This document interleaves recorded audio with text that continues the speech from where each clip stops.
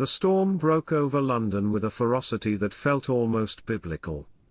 Rain slammed against the rooftops, turning the city into a maze of shimmering lights and shifting shadows. Sirens howled in the distance, blurred by the torrent. Somewhere in the heart of Camden Market, hooves thundered against the slick pavement, echoing between shuttered stalls and empty food carts. James McKenzie ran for his life, his boots slipping on the rain-slicked stones, his breath coming in ragged bursts. His uniform was soaked, hat long gone, hair plastered to his forehead. Beside him, Storm, the legendary black thoroughbred, raced ahead, nostrils flaring, muscles bunching and releasing beneath his gleaming coat. The horse's mane was wild, streaming behind him like a banner of war. Behind them, headlights carved through the rain. A black SUV fishtailed across the market entrance, its engine roaring, tires spitting dirty water. A figure leaned out the window, shouting something James couldn't quite hear over the storm. Then, without warning, a shot cracked through the night. The bullet ricocheted off a metal post, missing James by inches. He ducked, adrenaline burning in his veins, and clung to Storm's bridle. The horse never broke stride. If anything, he seemed to accelerate, weaving between fruit stands and discarded crates with uncanny precision. James risked a glance backward. The SUV was gaining. His heart hammered in his chest. He could see the glint of another gun, the pale, determined face of the man aiming it. "Come on, Storm? Not tonight? Not like this." With a surge, Storm veered left down a narrow alley, hooves clattering against cobblestone. James almost lost his grip, the leather reins slippery with rain. The alley twisted and opened into a hidden courtyard, littered with empty beer kegs and graffiti-tagged dumpsters. For a heartbeat, the world narrowed to the sound of Storm's breathing and the thunder overhead. But there was no time to rest. The SUV roared after them, its headlights swinging wildly, illuminating the walls with sickly yellow light. A second shot rang out, smashing a window above James's head. Glass rained down. Storm reared, hooves pawing the air, and James had to throw himself flat to avoid being crushed. He rolled, came up on one knee, and saw the horse standing guard over him, ears pinned, eyes wild but focused. Storm let out a scream, a sound that cut through the storm and the chaos, a sound that didn't belong in a modern city. For a second, even the men in the SUV hesitated. James scrambled to his feet, panting. He realized he was bleeding, just a shallow cut on his arm, probably from the glass. He ignored it. Storm nudged him hard, almost knocking him over, and James understood, move, now. He vaulted onto Storm's back, clutching the horse's mane. Storm took off, muscles coiling like springs, leaping a pile of crates and barreling into another alley. Behind them, the SUV reversed, engine howling, struggling to follow in the cramped space. James could feel Storm's power beneath him, every stride deliberate, every turn executed with the kind of intelligence you couldn't teach. Somewhere, deep down, James knew Storm was more than just a horse. He was a partner, a friend, maybe even a guardian. They burst onto a wider street, neon signs flickering through the rain. A crowd at a late-night kebab shop scattered, shouting in alarm. Storm dodged between stunned pedestrians, and James heard someone yell, "Bloody hell, is that the Queen's horse?" James didn't answer. He leaned low, urging Storm toward the river. He knew if they could just reach the Thames, maybe, just maybe, they could lose their pursuers in the warren of bridges and embankments. But then another SUV appeared, blocking the end of the street. This one was white, unmarked, but James saw the shape of a man in the passenger seat holding something dark and heavy. He yanked the reins. Storm pivoted, hoofs skidding on the wet street, and darted down another side road. The city was a labyrinth, but James had grown up in alleys like these, back in Glasgow, before the army, before loyalty became a duty instead of a hope. A scream tore through the night. For a second, James thought it was a person, but it was Storm again, wild and defiant. The sound seemed to rally James's courage. He squeezed his knees, held on tight, and let Storm lead. They ducked beneath a railway bridge, train wheels thundering overhead. The SUVs struggled to follow, trapped by bollards and barriers. James risked a glance behind, no headlights, for the moment. He let out a breath he didn't realize he'd been holding. For a brief moment, the world shrank to just the two of them, a battered soldier and a scarred black horse, both out of place, both hunted for secrets neither fully understood. The rain eased, just a little.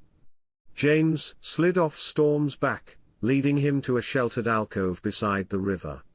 He pressed his forehead to the horse's flank, feeling the tremble of exhaustion, the heat of life.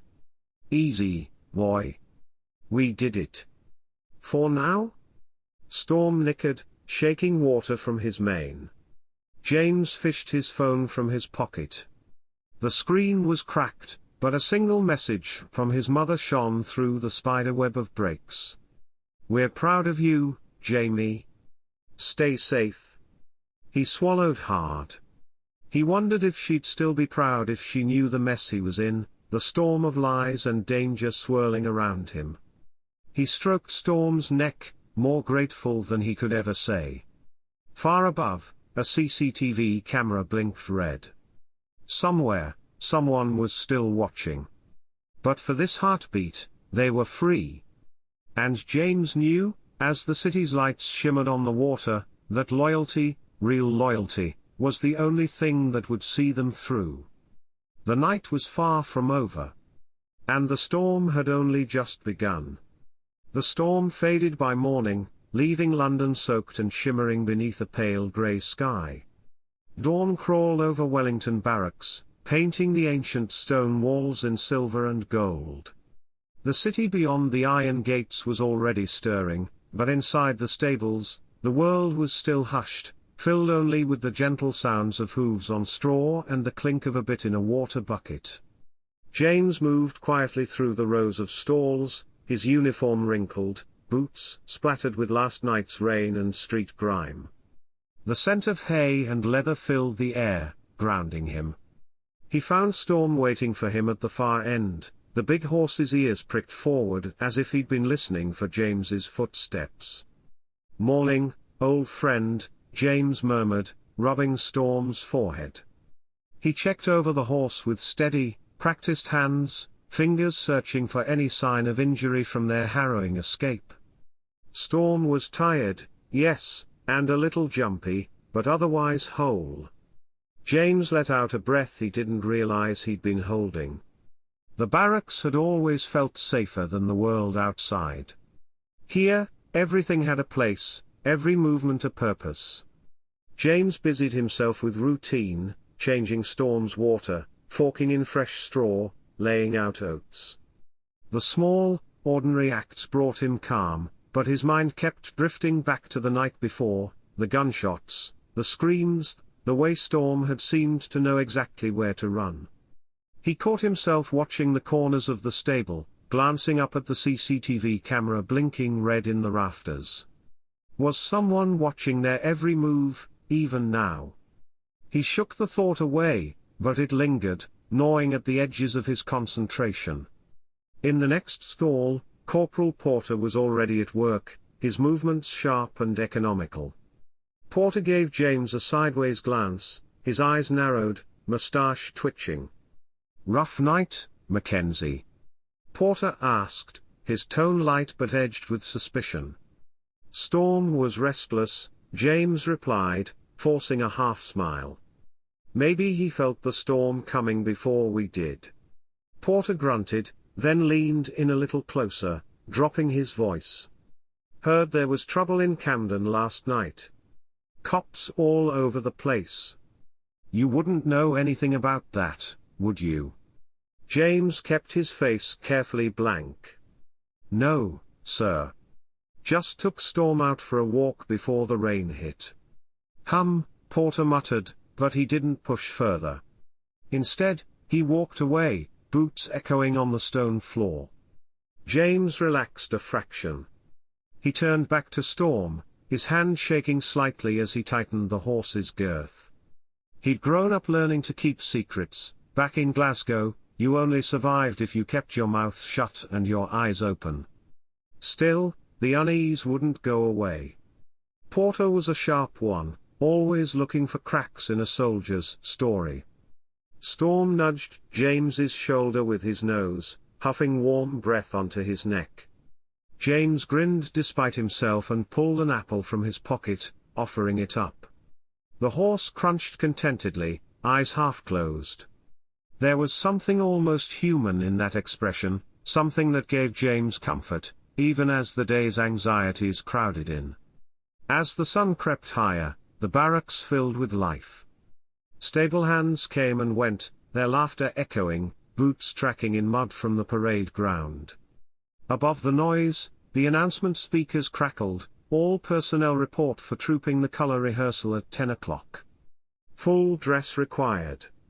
James checked his phone, a message from his mother, another from the landlord, and a missed call from an unknown number that made his chest tighten. He stuffed the phone away, forcing himself to focus. He began brushing Storm's coat, slow steady strokes, letting his mind wander. He thought about his family, struggling back home. He thought about the soldiers who had come before him, men who had paraded these very grounds, loyal to the crown, their stories lost to time. And he thought about the man he was becoming, shaped by this city and its storms.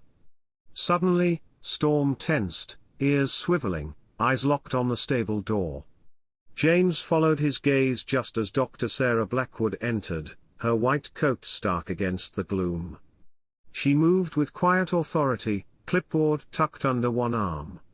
"Morning, James," she greeted, her tone warm but businesslike. "Any trouble with Storm after last night's weather?" James hesitated. He was a bit agitated, but nothing I couldn't handle. She nodded, running her hands down Storm's legs, checking for swelling or heat. "You take good care of him. I heard about the ruckus in Camden. Seemed like half the city was running wild." James shrugged. "London never sleeps." Dr. Blackwood eyed him for a moment, as if weighing his words, then turned back to her clipboard. "If you notice anything unusual, anything at all, let me know. Some of the other horses have been acting up lately too." "I will," James promised. She left as quickly as she'd come. James watched her go, unease settling in his stomach. He wasn't the only one on edge. He checked Storm's stall one last time, noticing a subtle scratch along the horse's left hind leg, a mark that hadn't been there the night before. He frowned, running his fingers over it, searching for a cause. It looked almost deliberate, like someone had tried to tag him. James's mind raced. Could someone have marked Storm for identification during their chase? He glanced up at the CCTV camera again, a chill crawling up his spine. Maybe he was being paranoid, but after last night, he trusted his gut more than anything else. As he finished the morning routine, his thoughts spun with questions. Who were the men chasing them? What did they want with Storm, or with him? Why had the regimental cameras started blinking at odd hours?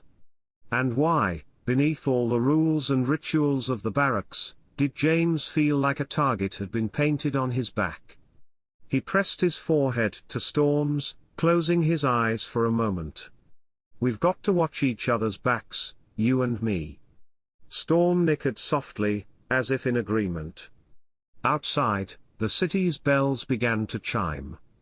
The day was just beginning, but the shadows from last night still lingered, long and cold. James squared his shoulders and led Storm out onto the parade ground, ready, or so he hoped, for whatever waited in the light. The barracks buzzed with anticipation as the soldiers lined up for trooping the color rehearsal. The parade ground, usually so formal and orderly, felt different today, charged with an electricity James couldn't shake. Polished boots thudded in perfect unison, red coats flashed bright in the pale London sun. But beneath the surface, nerves flickered. Even Storm, usually calm in the chaos of ceremony, was restless, nostrils flaring, tail flicking side to side as James led him into line. James squared his shoulders, falling in with the others, doing his best to look like every other soldier. But inside, his thoughts twisted. He couldn't stop replaying last night's chase through Camden, the crack of gunfire, the glint of headlights on wet stone. He scanned the crowd, watching for a sign, a shadow out of place. Storm stomped, nearly nudging James off balance. The horse's dark eyes fixed on the perimeter fence, where a crew of maintenance workers in high-vis vests checked the CCTV units. They lingered near a new camera, one James didn't remember seeing before.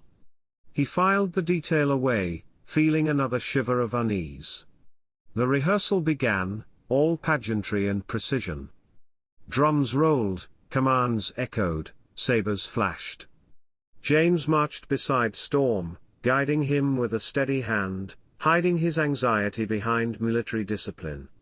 But Storm's agitation grew with every step toward Hyde Park, ears pinned, muscles coiled tight, almost refusing to move forward. James leaned close, whispering, "Easy, boy. It's just a crowd. We've done this 100 times." Storm snorted, sidestepping, refusing to approach the far end of the parade. James caught a few curious glances from fellow guards, felt Porter's stare burning into his back. Then Storm's head jerked toward a cluster of security personnel gathered near the park's edge, where a shiny new CCTV camera blinked red. Something's wrong. James made a quick decision. When the column paused near the park, he pretended to adjust Storm's bridle, stepping out of line just enough to get a closer look at the camera. It was mounted higher than usual, with a faint mark on its casing, an odd, hand-drawn symbol. James glanced down. Storm was pawing the ground, more agitated than ever. Suddenly, a voice crackled in his earpiece, Porter's, sharp and impatient. "Mackenzie? Get back in formation. Now." James tensed, but before he could respond, Storm lunged sideways, nearly colliding with a soldier in the next row. The parade dissolved into chaos as men shouted, trying to calm the horse. James's heart pounded. Storm's distress was real, this wasn't just nerves. He fought to regain control, murmuring soothing words, gripping the reins tightly. Out of the corner of his eye, he saw one of the maintenance workers slip something into his jacket, a device, small and metallic, then hurry away toward the barracks. The new camera continued to blink, somehow ominous. Finally, Storm calmed enough for James to lead him from the field, drawing stern looks from the officers. As they reached the shade behind the stable block, James took a deep breath, letting the tension roll off his shoulders. He crouched beside Storm, stroking his neck. "What's gotten into you, huh?" he whispered. "You've never acted like this before." He pulled out his phone, snapping a quick photo of the odd camera. As he zoomed in, a faint logo came into focus, one he recognized from an article about surveillance technology. He texted the image to himself for safekeeping, then pocketed the phone. A noise behind him made him jump. Dr. Blackwood had appeared, clipboard in hand, concern etched on her face. "I saw what happened." Storm's never been so spooked, even during the big crowds. "Did you notice anything strange?" James hesitated, then nodded. "That new camera by the park fence, it wasn't there yesterday. And Storm's been agitated ever since we got close to it." She frowned, scribbling a note. You trust your instincts with him. More than I trust half the people here, James replied quietly. She gave him a long look, then nodded. Keep an eye out. And if you see anything else odd, come straight to me. James agreed, grateful for her trust. He led Storm back to the stable, nerves on edge. The horse was still uneasy, glancing at the corners, tail swishing as if chasing away invisible flies. James decided he needed answers. He waited until the stable was empty, then slipped back out to the parade ground, making his way toward the CCTV installation. He kept his head down, blending in with the maintenance crew as they packed up their tools. He found the worker who'd slipped away earlier, a thin man with nervous hands. James pretended to tie his boot, listening. Got the tracker installed, the man muttered into a phone. Nobody saw a thing. Should be good for tonight?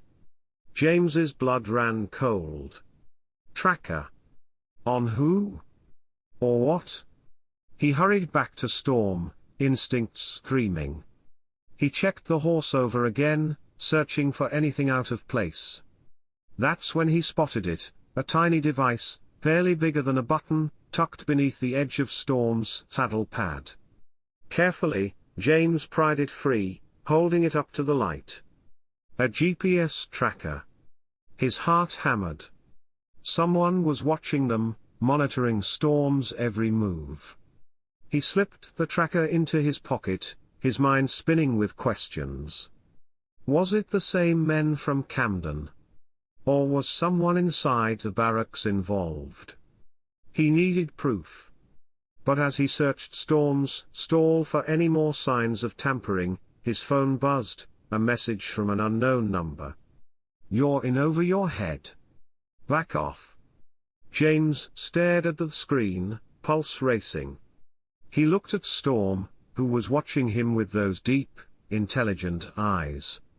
If there was ever a time to trust his partner, it was now. He sat down on the straw beside Storm, exhaling slowly. The world outside was closing in, secrets multiplying, shadows gathering in every corner. But James wasn't about to run. Not now. Not with Storm at his side. As dusk settled over London, he made a silent promise, whatever game was being played, they'd see it through together. He owed Storm that much. And maybe, just maybe, it was time to start asking questions, dangerous questions, the kind that could change everything. London after sunset was a city of shifting lights and secrets. As the last traces of daylight bled into the Thames, James paced the narrow corridor outside the stables, his mind buzzing with 100 questions. The tracker he'd found on Storm weighed heavy in his pocket. Someone inside the regiment was watching, maybe even working with the men from Camden. James tried to convince himself it was paranoia, but the cold knot in his stomach told him otherwise. The barracks felt different at night, less like a fortress, more like a cage.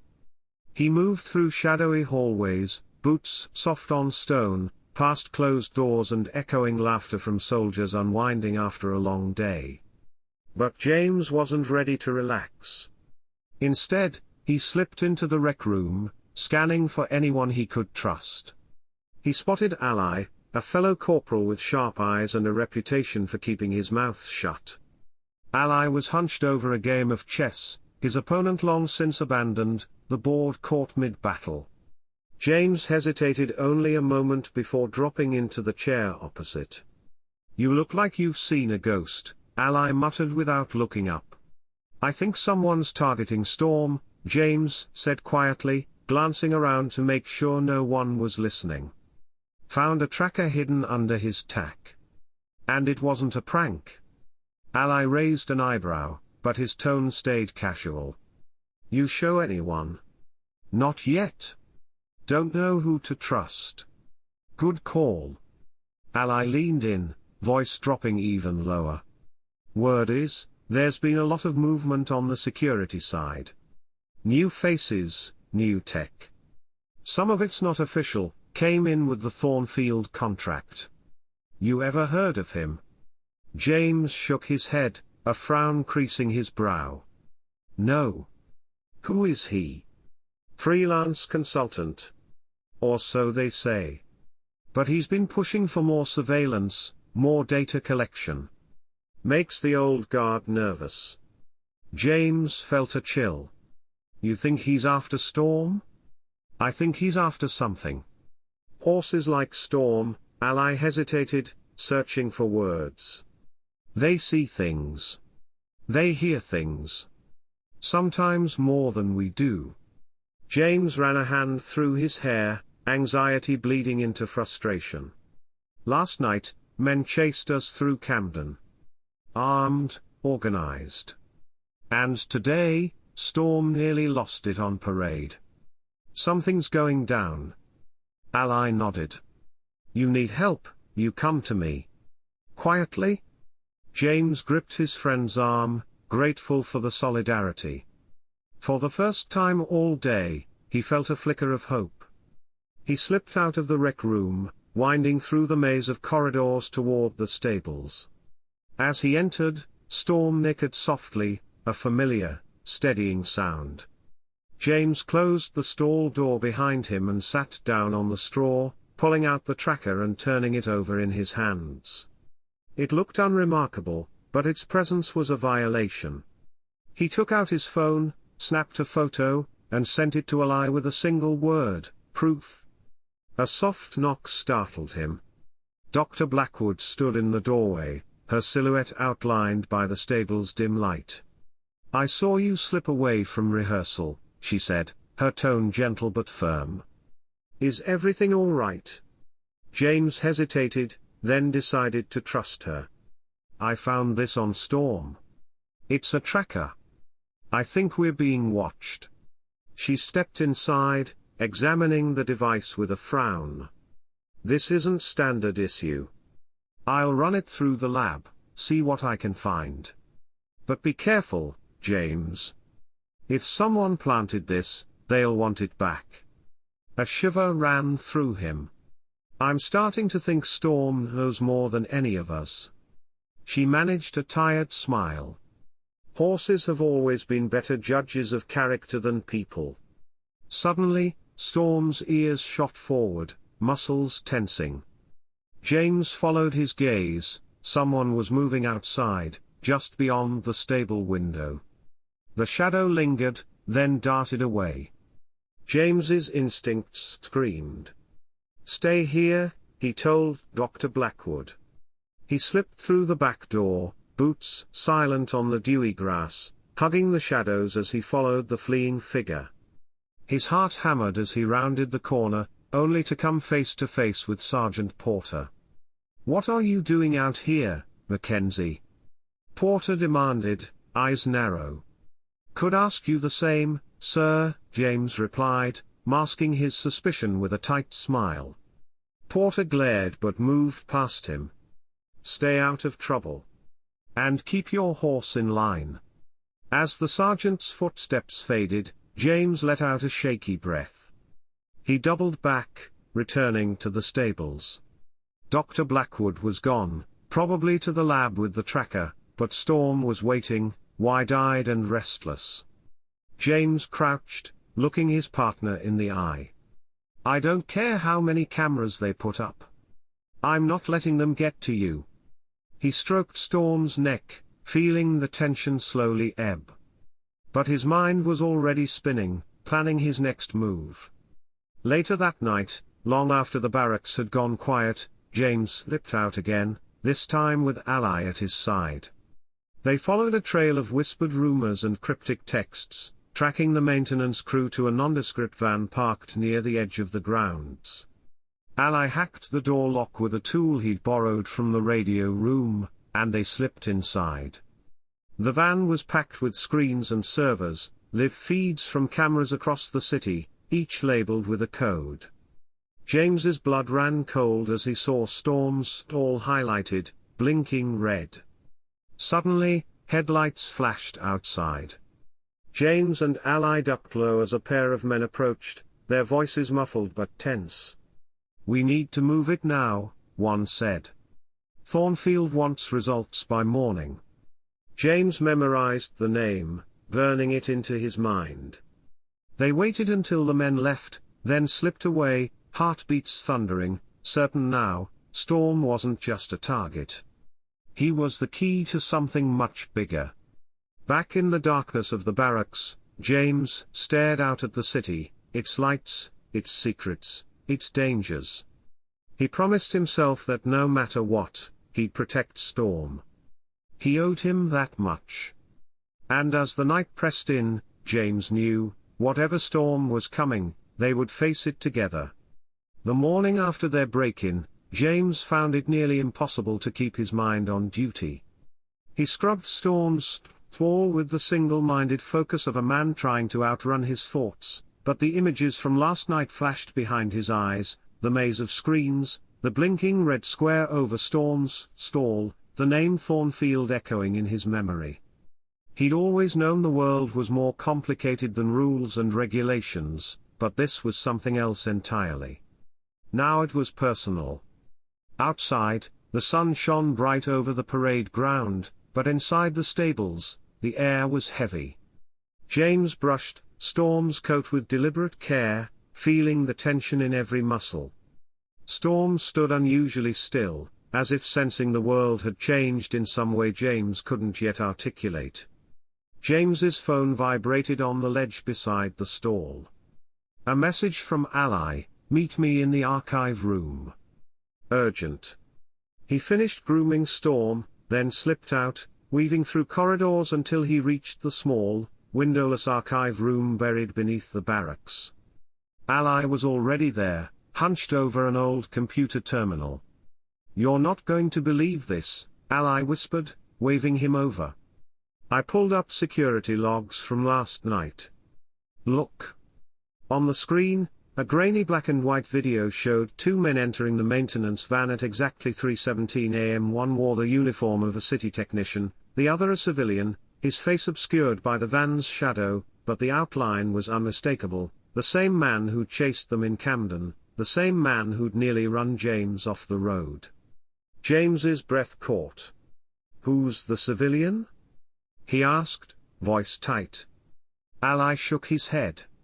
"No idea, but he's been seen around before, always with a phone, always watching. And get this." Ally tapped the screen, switching to another video, a shot of the parade ground at sunrise, Storm trotting in a tight circle, James standing nearby, looking up at the camera. Suddenly, the video glitched, then resumed, but the timestamp jumped ahead 10 minutes. "Someone wiped the feed," Ally said, his voice low. "Professional job. They didn't just cut the footage, they replaced it with a fake loop. I only caught it because of a file size mismatch." James's hands clenched. "They're making sure nobody knows what really happened last night. They're covering their tracks." Ally nodded, then handed him a flash drive. "I made copies of everything. If we go to the wrong person, though, this all disappears." James slipped the drive into his pocket, adrenaline surging. He suddenly felt exposed, as if every camera, every face in the barracks, was an enemy. He thanked Ally quietly, then left the room, his mind spinning. Back at the stables, Storm greeted him with a nudge, nostrils flaring. James sat in the straw, rubbing the horse's neck, talking quietly. "We're onto something big, aren't we?" he murmured. "I wish you could talk, pal. You're the only one who's seen everything from the start." He trailed off, his thoughts drifting. Storm had belonged to the Ashworth estate before coming to Wellington Barracks. There were stories about that place, a fire, a missing heir, rumors of secret documents hidden somewhere on the grounds. James had dismissed it as soldier gossip, but suddenly it didn't seem so far-fetched. A movement at the stable door jolted him. Dr. Blackwood entered, concern written all over her face. "James, I just finished running tests on that tracker you found. It's not military issue, it's custom. Frequency hopping, almost impossible to jam. Whoever planted this wanted to make sure they wouldn't lose Storm. Or you? James's heart thudded. Who would have the resources for that? She shook her head. No idea. But you need to be careful. If they think you're getting close. A sharp knock interrupted her. Sergeant Porter stood in the doorway, eyes narrowed. Mackenzie? Report to Major Carter. Now. James stiffened, fear curling in his gut. Was this it? Was this where it all fell apart? He handed Storm's lead to Dr. Blackwood, squared his shoulders, and followed Porter down the corridor. He tried to keep his breathing even, but every step felt heavier. Inside Major Carter's office, the air was tense. Carter sat ramrod straight behind his desk, a stack of paperwork in front of him. Porter lingered by the door, arms folded. Corporal Mackenzie, Carter began, voice clipped, I've received reports that you've been spreading rumors about security threats in the barracks. Unauthorized surveillance, conspiracy theories, frankly, nonsense. I want to remind you of your duty, and the serious consequences of inciting panic. James stared, speechless. Sir, with respect, I found real evidence. Carter cut him off. I'm not interested in stories. Unless you have concrete proof, this conversation is over. One more word and you'll be on disciplinary leave. Dismissed. James stood there, burning with frustration. He reached for the flash drive in his pocket, then hesitated. If Carter was involved, or if his office was compromised, showing his hand could get both him and ally in real danger. He left the office, feeling defeated, his mind whirling with doubt. Maybe he was in over his head. Maybe Storm would be safer without him involved. But as he returned to the stables, he saw Dr. Blackwood waiting, her eyes fierce. Don't give up, James. Storm trusts you. And so do I. If they're willing to silence you, you must be closer to the truth than they want. He looked at Storm, steady, watchful, loyal even now. He remembered the Ashworth story, the secrets Storm had witnessed, the tracker, the men in the van. He couldn't stop now, not when Storm's safety, and maybe more, was at stake. He knelt in the straw, heart pounding. I'm not giving up, buddy, he whispered to Storm. We're in this together. They want a fight, they've got one. For the first time that day, Storm's ears pricked forward, and James could swear the horse nodded. The battle lines were drawn. There was no turning back. James had learned long ago that sometimes the only way to fight back was in the shadows, where those in power weren't looking. He lay awake most of that night, listening to the city's restless heartbeat outside the barracks, a faint siren, the rumble of late-night buses, the distant shouts from a pub closing its doors. Storm slept fitfully in his stall, occasionally rising, ears twitching as if chasing nightmares of his own. James waited until the clock struck 3 a.m., when the barracks fell into its deepest quiet. He dressed in black, careful not to draw attention, and slipped out with only his phone, the flash drive, and a folding pocketknife for company. Storm watched him go, head bobbing as if offering silent encouragement. He had a plan, a desperate one, but it was all he had left. The military channels were closed to him now, Major Carter's warning was clear. But James still had allies outside the official structure, a handful of former army friends, scattered across London, men who'd learned the hard way how to move unseen. He messaged one, then another, using encrypted apps and code names they'd invented during boring watches years ago. The replies were swift and discreet. A rendezvous at first light, near Regent's Canal, was agreed. The city was different at this hour. Empty streets stretched between puddles of light, and the river glinted like a blade. James moved fast, sticking to alleys and side streets, every sense on high alert. A cold drizzle began to fall, shrouding everything in grey. He reached the canal as dawn crept up, shivering from cold and adrenaline. Two figures waited beneath a graffiti-tagged bridge, Pete, a wiry man with quick eyes and a faded commando tattoo, and Sana, a former signals officer with a knack for surveillance gear. They greeted James quietly, no handshakes, just a shared look of understanding. "You're in trouble, aren't you?" Pete said, voice low. "Worse than usual," James answered, forcing a crooked smile.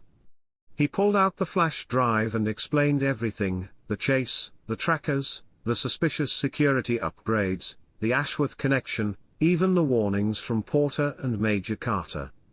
Sana frowned, scanning the files on her laptop, mouth set in a hard line.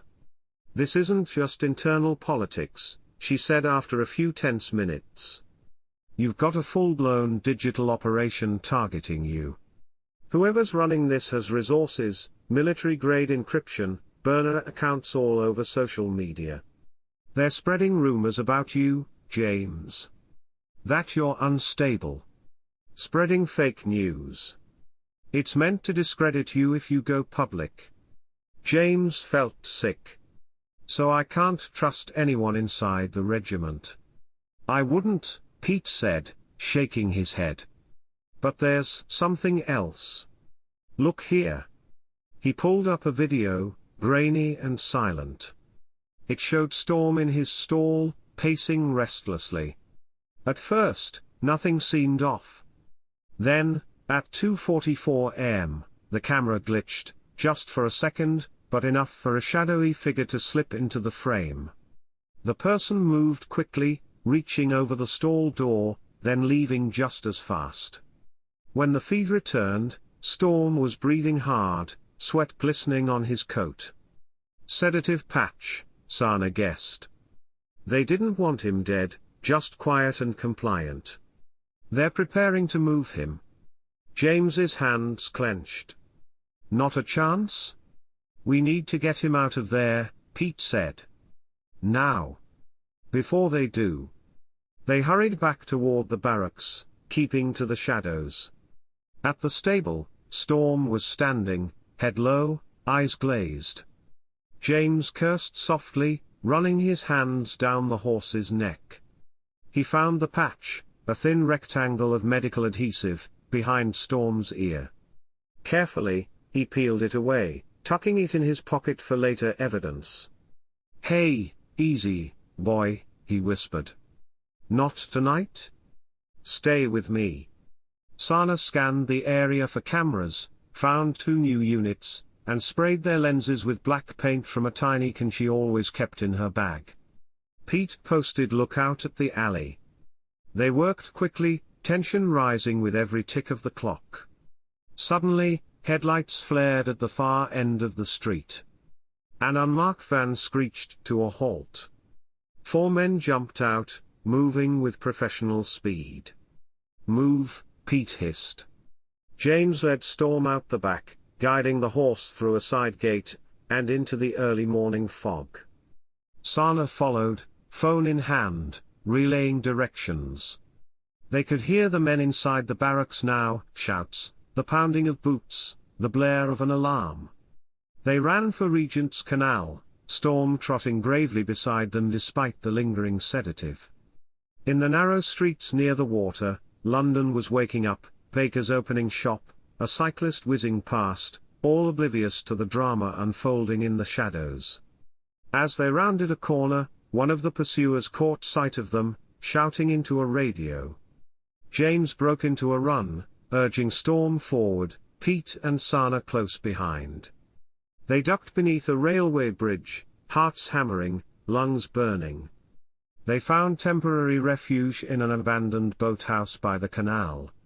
Storm stood in the middle of the graffiti street floor, shivering, sides heaving. James pressed his forehead to Storm's, feeling the fear and exhaustion but also a fierce surge of resolve. "They're not going to take you," he promised. I'll burn this whole city down before I let them. Pete barred the door with a rusted length of pipe while Sana scrolled through feeds on her phone, her face tense. They're using social media to track you. And Storm. They're putting out your picture, fake news about you stealing a ceremonial horse, dangerous, mentally unstable. It's everywhere? James's hands shook. How do we fight back? Sana's eyes narrowed. We get the truth out first. Use their own tactics. Anonymous drops, leaks, whatever it takes. But you'll need proof, something big. Something nobody can fake. James nodded. The Ashworth estate. There's something hidden there. Documents, maybe. Storm remembers. Pete grinned. A horse with a memory for secrets. That's new. James smiled grimly. He's not just any horse. He's our only chance. Outside, sirens wailed, drawing closer.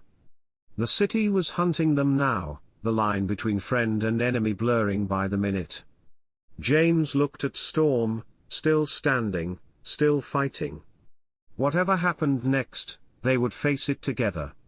London pulsed with a nervous energy as dawn bled into morning, mist curling over Regent's Canal and spilling into the battered boathouse where James and his makeshift team sheltered with Storm. The night's chase still echoed in their bodies, every muscle sore, every breath clouded with the taste of adrenaline and fear. Pete stood watch by the door, a battered cricket bat in hand, while Sana monitored social feeds, her eyes darting back and forth over the flood of news and lies spreading about James. Look at this, Sana said, voice tight, angling her phone toward James. They've got your face and Storm's all over Twitter and Facebook. Rogue soldier steals ceremonial horse, considered armed and dangerous. Suspect unstable.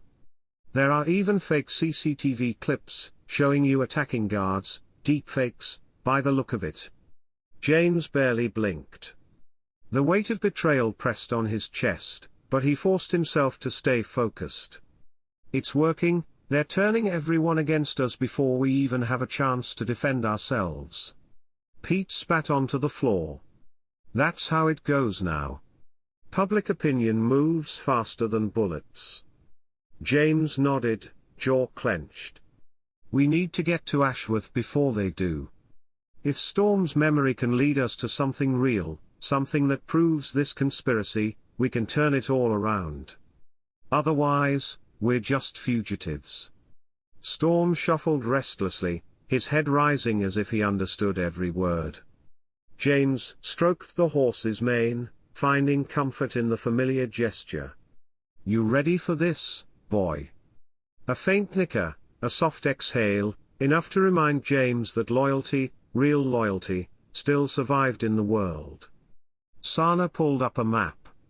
Ashworth's about 12 miles west, just past Richmond Park. Thornfield's guys are already scanning for you, traffic cams, drones, probably roadblocks soon. We'll need to move fast, and stay off the grid. Pete cracked his knuckles, excitement flickering in his eyes. Let's go then. I know a few back roads and old service tunnels. Storm might not like the dark, but it's safer than open streets. They left the boathouse as quietly as they could, slipping through alleyways, cutting behind warehouses, hugging the river. Pete led them into a forgotten maintenance tunnel beneath a railway bridge, low, damp, and pitch black. Storm hesitated at the entrance, his eyes wide and ears back, but James whispered steady encouragement. I know it's not your kind of road, James said softly, hand on Storm's neck, but we have to trust each other. Just a little further, I promise. Step by step, Storm followed, hooves echoing against old brick and concrete. The smell of oil and rust filled the air. James heard his own heartbeat, loud in his ears, as the group emerged on the far side, blinking into the pale sunlight. Behind them, sirens wailed, fading into the distance. They made it to Richmond's edge by midday, slipping into a patchwork of quiet residential streets and hidden greenways. The city felt almost normal again, people walking dogs, cyclists laughing in the park. No one paid much attention to a muddy soldier leading a handsome black horse and two friends who looked like they'd just finished a marathon. As they approached the Ashworth estate, James's nerves stretched tight. Memories came back in flashes: Storm's old stable here, the rumors of hidden files, Lord Ashworth's mysterious disappearance after the fire. He glanced at Sana. "Anything on Thornfield?" She shook her head. "He's dark online now. That usually means he's getting close to his target, or he's setting a trap." Pete scanned the horizon. "Well, let's make it hard for him." The estate itself was a shadow of its former glory. The main house, blackened by fire, stood silent behind a locked iron gate. The grounds were overgrown, gardens run wild, glass from shattered windows glittering in the grass. James felt the hair rise on his neck. They cut through a gap in the fence, Storm gliding silently behind them, every sense alert. As they reached the ruined stables, Storm stopped short, stamping his foot, eyes fixed on a collapsed section of the wall. James crouched, running his hands over the stones, looking for any sign. Storm nosed a loose brick, pawing at the earth. James dug into the spot, dirt caking his nails, until he hit something solid, a metal tin, battered but intact. He pulled it free and flipped open the lid. Inside, wrapped in oilskin, were a handful of faded documents, handwritten ledgers, maps of London marked with strange symbols, and a series of photographs, one showing Lord Ashworth shaking hands with Thornfield himself. Sana scanned the documents quickly. "This is it. Proof of payments, bribes, and cover-ups, some of it links straight to the current security contracts. And here, look, coded references to the fake news operation." James's heart pounded. "If we can get this to the right hands, we can clear your name and shut Thornfield down for good." Pete whistled. "We'd better hurry?" "Look." 3 black SUVs pulled up at the far end of the estate, men in dark suits piling out, armed, moving with purpose. "Time to go," Sana snapped. They doubled back toward the woods, Storm moving like a ghost beside them, but the men were closing in. James glanced back, seeing Thornfield step out of the lead vehicle, phone in hand, eyes scanning the ruins. Their eyes met for the briefest moment, a promise of reckoning. Sana tossed the documents into a waterproof bag, tucking it inside her coat. "Let's split up, Pete, take the files to the BBC offices. James and I will draw them off." Pete nodded, vanishing into the trees. Sana and James led Storm in the opposite direction, ducking behind thick hedges as shouts rang out across the estate. "Go, Storm," James urged, running harder than he thought possible. Bullets ripped through the branches, men shouting behind them. For a moment, the world was chaos, a blur of mud and green and gunfire. But Storm surged forward, carrying James and Sana beyond the reach of their pursuers. When they finally stopped, panting and scraped, Sana was smiling through tears. "We made it, James. We actually made it." James collapsed against Storm's side, laughter and relief bubbling up inside him. For the first time in days, hope felt real again. But in his heart, he knew it wasn't over. Not yet. They didn't get long to celebrate. The woods around the Ashworth estate shivered with the echoes of gunshots and the distant shouts of Thornfield's men. Sana wiped sweat and blood from her brow, adrenaline still humming under her skin, as she checked the waterproof bag with the evidence. James kept a tight hold on Storm's reins, both for his own reassurance and for the horses. Storm's coat was slick with sweat, nostrils flaring, but there was no sign of panic in his eyes, only an alert, watchful intelligence. "We need a safe place to hole up," Sana whispered, her voice rough. "Even if Pete makes it to the BBC, we can't be caught out here." James nodded, listening hard. Every snap of a branch, every rustle of leaves made his nerves sing. He led Storm through the trees, circling wide away from the SUVs and doubling back toward an old stone barn near the estate's far edge. He remembered it from stories told by old stable hands, a forgotten outbuilding, rarely checked, with only crows and spiders for company. They ducked inside just as another group of Thornfield's men swept past the tree line, searching. Sana pressed herself against the rough stone wall, gun drawn, one of Pete's old service pistols. James guided Storm deeper into the shadows, whispering, "Easy, buddy. Just a little longer." Outside, the men argued, boots crunching on gravel. Storm's ears swiveled, but he stood silent and still. Sana mouthed a silent count, 3, 2, 1, then nodded. The danger passed, at least for now. Inside the barn, the air was thick with dust and the faint, metallic tang of old tools. Sana tore open the evidence bag, spreading the documents on a wooden crate. "Let's see what they're willing to kill for," she said, her voice trembling between excitement and dread. James hovered over her shoulder. There were payslips, blackmail notes, a detailed map of London's surveillance grid, and, most damningly, a ledger linking Thornfield to a string of fabricated news stories and covert payments. Scrawled in the margins was a list of names, journalists, soldiers, even police officials, marked either loyal or neutralized. Sana took pictures of everything with her phone, uploading to a hidden cloud account. "Even if they get us," she said, "this story goes out." A sudden metallic clang outside made them both freeze. Footsteps approached, slow, methodical. Sana's eyes widened. James scanned for exits. There was only the front door, now blocked, and a narrow window high on the wall. A voice called out, cold and triumphant, "Mackenzie. Surrender now. You can't win." It was Thornfield.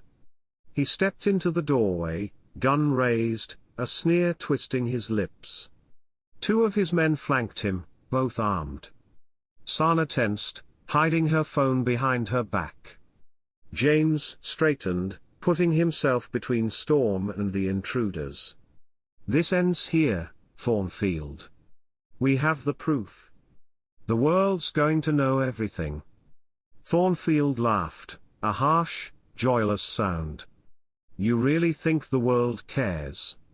I own the headlines. I own the footage. All I need is a scapegoat. And a tragic story about a mad soldier and a dangerous horse." Storm pawed the ground, head high, as if challenging the men to try. The lead goon aimed his gun at Storm, and for a split second, James saw red. Sana moved first, raising her pistol and firing a warning shot into the ceiling. Plaster rained down. In the chaos, James grabbed a heavy iron bar from the floor and hurled it at Thornfield, knocking him sideways. The second gunman fired wild, bullets chewing splinters from the old beams. Storm reared, kicking out with lethal precision. The first thug was knocked off his feet, groaning. James lunged for Thornfield, tackling him to the ground.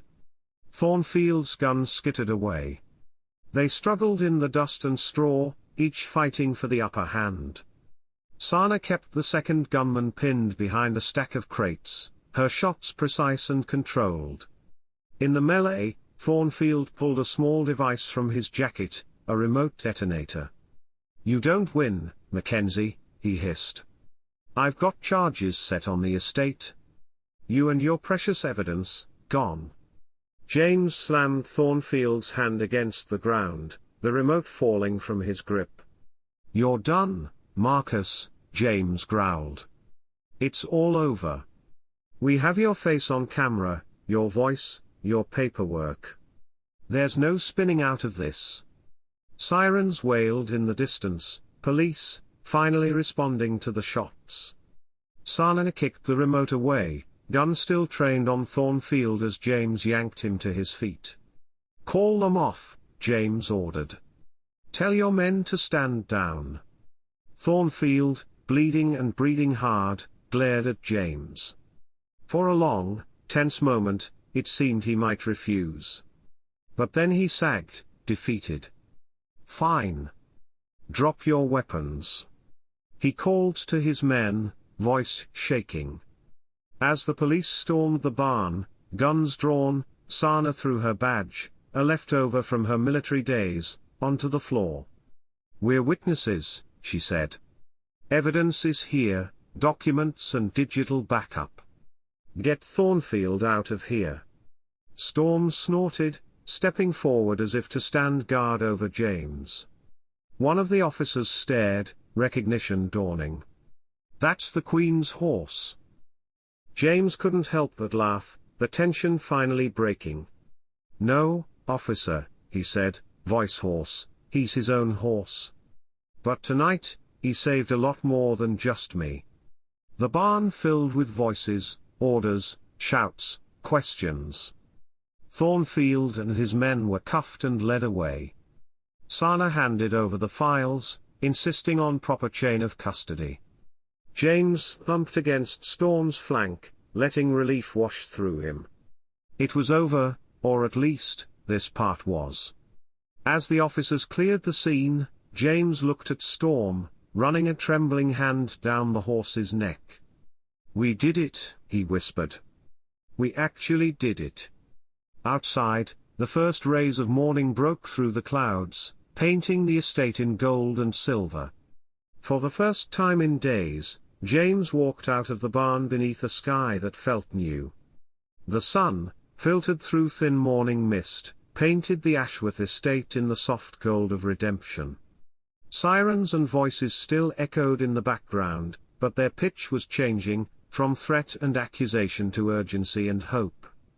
Sana leaned against a patrol car, talking rapidly into her phone, her face lit with relief. Pete reappeared at the edge of the yard, breathless and beaming, holding up a signed BBC intake form. "The evidence is in," he called, pride and disbelief in his voice. "They're already prepping a breaking news segment." James managed a tired smile, disbelief slowly turning to something like peace. Officers moved through the ruined barn, marking evidence, cataloguing every page and hard drive. Storm grazed quietly in the morning grass, looking, finally, at ease. An officer approached James, notebook in hand. "Corporal McKenzie." James straightened. "Yes, sir." The officer's tone was measured but respectful. "I understand you've been through a hell of a night.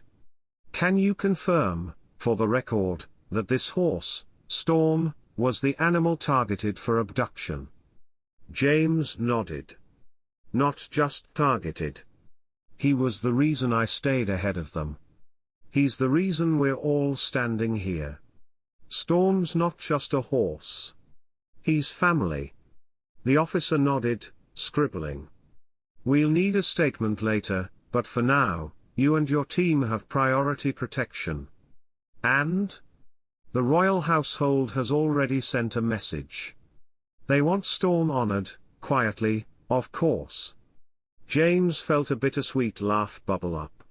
"He doesn't care about medals. But I'll tell him." Pete clapped James on the back, his grin wide. "You did it, mate. You and that horse. Saved the whole bloody regiment's reputation. Hell, maybe even the country's." Sana tucked her phone away, walking over with a small smile. "The BBC segment will run at noon. They want to interview you, if you're up for it." James hesitated, thinking of the headlines and the risk, then looked at Storm. The horse lifted his head, ears flicking, as if waiting for James's answer. "If it means nobody can spin this into something ugly, I'll do it." They loaded Storm into a police transport with extra care, Pete and Sana riding alongside. James rode in the lead car, watching as the city woke around him, streets filling with traffic, people reading headlines on their phones. He wondered how many would believe the truth after so many days of carefully planted lies. At Wellington Barracks, the return was nothing short of surreal. The commander himself met them at the gates, flanked by senior officers and members of the royal household. There were no cheers, just silent, grave nods and the quiet click of cameras. James was led to a private room, offered tea and medical attention he politely declined. Minutes later, Dr. Blackwood burst in, tears in her eyes as she hugged him. "You stubborn idiot," she whispered. "I knew you'd find a way. I'm proud of you, James." He blinked back tears. "Wasn't just me. It was all of us. Especially him." She grinned, glancing at Storm through the window. "He'll be remembered. Quietly, but forever." Official statements were taken, evidence files duplicated and secured. The BBC segment ran at noon, and within hours, the tide began to turn. Headlines changed: Royal Guard exonerated. Horse's bravery exposes criminal plot. London's truth warriors. The fake clips and rumours were buried under a flood of facts, testimony, and footage from Storm's hidden stall cameras. Thornfield's mugshot flashed on every news screen, and social media, so recently a weapon against James, became a chorus of support. James called his mother in Glasgow, voice shaking with exhaustion and joy. "It's over, Mum. I'm cleared. I'm coming home soon, for a visit," she cried, laughing, promising to make his favorite meal. The weight he'd carried for so long began, at last, to lift. That evening, the barracks was quieter than usual. James found a quiet spot in Storm's stall, sitting on a pile of straw as dusk colored the London skyline. Storm nuzzled his hair, lips searching for a treat. James offered an apple, smiling as Storm crunched it happily. "You saved my life, you know," James said softly. "Probably more than once." Storm blinked, lowering his head, so that their eyes met. For a moment, it was just them, man and horse, bound by loyalty that needed no explanation. Pete dropped by with a flask of strong tea. "Heard you're a hero now. That mean I get a raise for helping?" James laughed. "If I get one, I'll split it with you. Sana too." Pete settled in beside him, looking at Storm with new respect. "So what now? Back to guarding parades and polishing boots?" James stared at the fading sunlight. "Maybe for a while. But I think we both know things are different now. Can't pretend we don't see what's really out there anymore." As night deepened, Sana joined them, her laptop open and already humming with messages from journalists, fellow soldiers, even strangers across the world. "There are people out there who needed this story, James. People who need to know loyalty still means something. That truth can win." James watched Storm settle, the great horse finally relaxing into sleep. He thought of all they'd survived, the chase, the betrayal, the moments when giving up would have been easy. But neither of them had let go. Later, alone, James wrote a letter to his family. He wrote about fear, and faith, and the strange, quiet courage of a horse who saw what others missed. He told them the real meaning of loyalty wasn't medals or headlines. It was never turning your back on those who trust you, no matter the cost. As the city quieted, and a soft rain began to fall, James understood, sometimes victory wasn't a parade or a headline. Sometimes it was simply coming home, knowing you'd kept your promises. Storm breathed quietly beside him, and James closed his eyes, at peace at last. The days that followed felt strangely still, as if the whole city was catching its breath after a storm that had nearly swept away more than just 2 lives. London went on as it always had, taxis honking at the lights, shopkeepers sweeping their stoops, red buses threading through ancient streets. But for James, everything had changed. The world felt sharper, every moment colored by the memories of what he and Storm had survived. The royal household held a closed-door ceremony one grey afternoon. It was understated, as tradition demanded, no press, no fanfare. Just a handful of officers, a few members of the household, Dr. Blackwood, Sana, Pete, and, standing at the center of it all, Storm. His coat gleamed as if it had swallowed every shadow London could throw at him. James stood tall in his dress uniform, medals polished, boots shining. The regimental commander addressed the small crowd, voice steady. In a world where truth is easily twisted and loyalty tested at every turn, Corporal James McKenzie and Storm have reminded us what it means to stand firm, to risk everything for what is right. Today, we honor not just their actions, but their spirit, a spirit this regiment, and this country, can never afford to lose. The Queen's representative handed James a simple plaque, and a heavy silence followed. James wasn't sure what to say, he'd never been one for speeches, but he felt the eyes of everyone, and more than anyone, the gentle, patient gaze of Storm. He cleared his throat. "I didn't do any of this alone. None of us do. Storm's loyalty saved me, and, I think, reminded all of us that it's not always the loudest voice that's right. Sometimes it's the quiet courage, the one who just keeps going, even when the whole world says to give up." He paused, voice thickening. "I'm grateful, to Storm. And to every one of you who stood by me when it would have been easier to turn away." The ceremony ended as quietly as it had begun. Storm was led back to his stall, and James spent a long moment stroking his friend's neck, the two of them standing in the hush of the old stable. Outside, reporters waited for someone to open the doors, but the real story, James thought, was in the silence, the bond that needed no headlines. Life at Wellington Barracks settled into a new rhythm. James returned to his duties, this time with a sense of pride that came not from ceremony but from truth hard-won.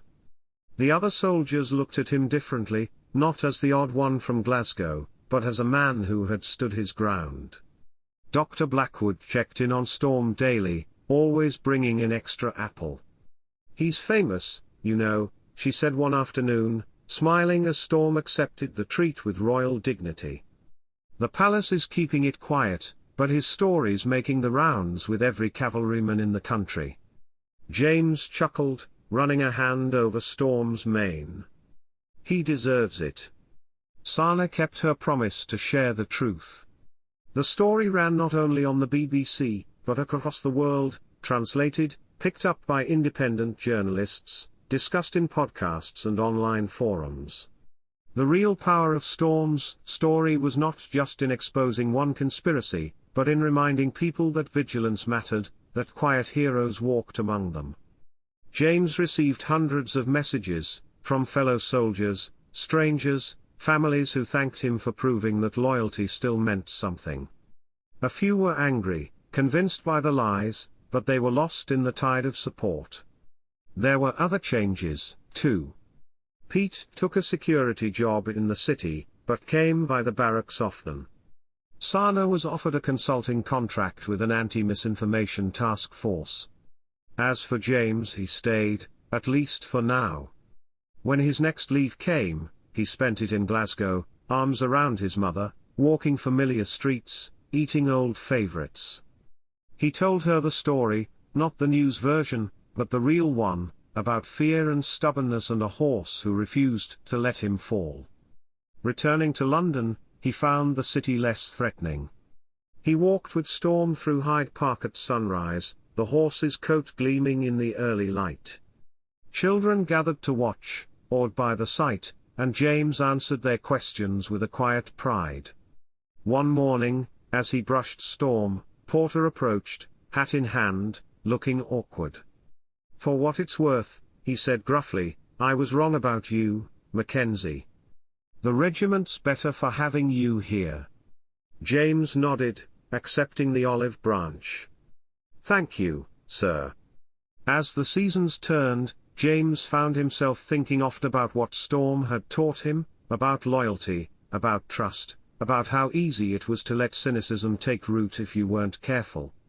The city, with all its cameras and headlines and crowds, could never quite touch the quiet honesty between a man and his horse. The day came when James stood once more on parade, Storm at his side. Tourists watched, cameras flashed, but James barely noticed.